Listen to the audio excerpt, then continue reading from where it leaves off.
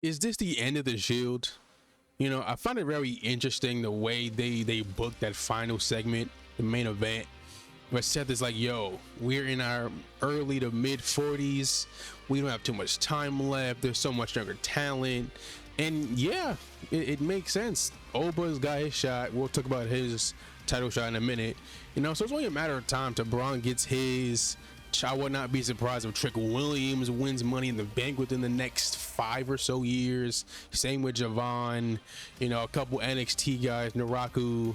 I would not be surprised if he's on the main roster within the next year. Honestly, I'm surprised he didn't win the NXT championship last night. I'm genuinely surprised he didn't. But it's a shame that we never got that WrestleMania Shield triple threat. I think the last opportunity we could have gotten that was 35, technically speaking, but Roman just came back from cancer. Seth won the Rumble.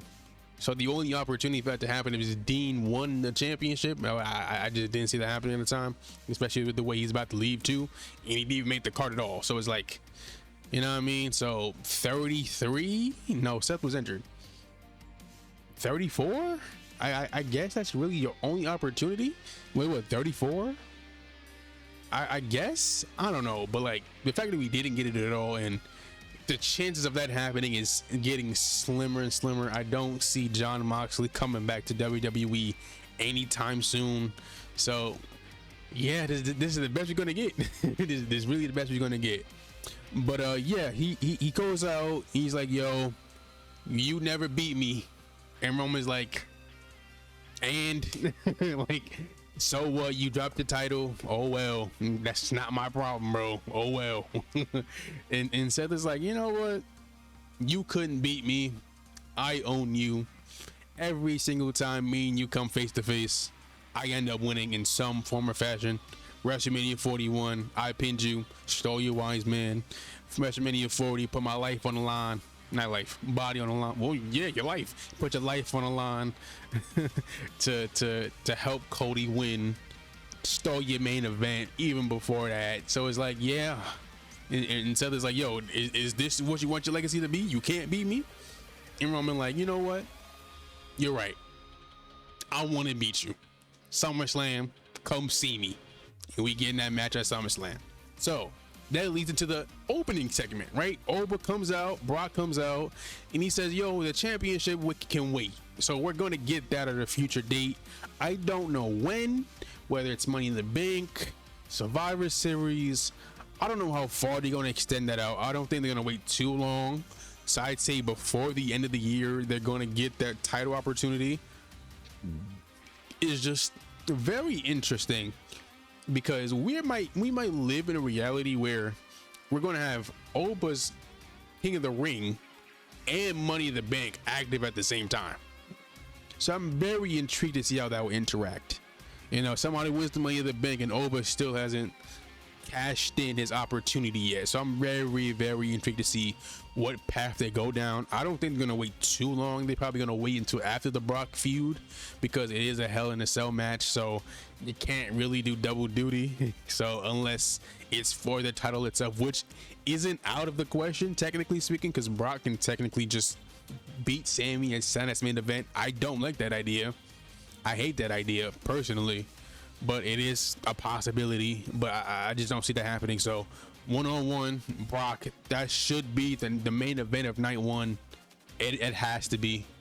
I don't think there's a bit, well, outside of a Cody Punk or Cody Randy match, but even then, this is by far the highly anticipated match of the card, outside of Seth and Roman, which is definitely gonna be night two main event, most definitely.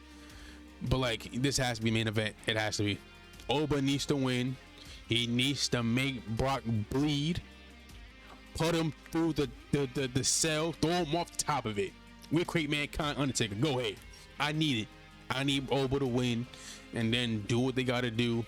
Will he beat Seth or beat Roman or Sammy or whoever Sammy fights at SummerSlam, which is very interesting where they go with that. We're gonna talk about that in a future video. But yeah, that's Raw. Everything else I could have gone without. Jay was drunk on commentary for some reason. I don't. This man said, "Yeah, I was eating catering." This man was gone. Okay, that man had a co-warrior or three. That man was gone.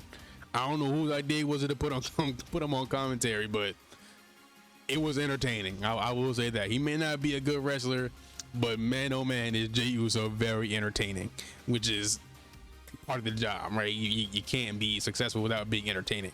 So I'll give him that. He's very entertaining.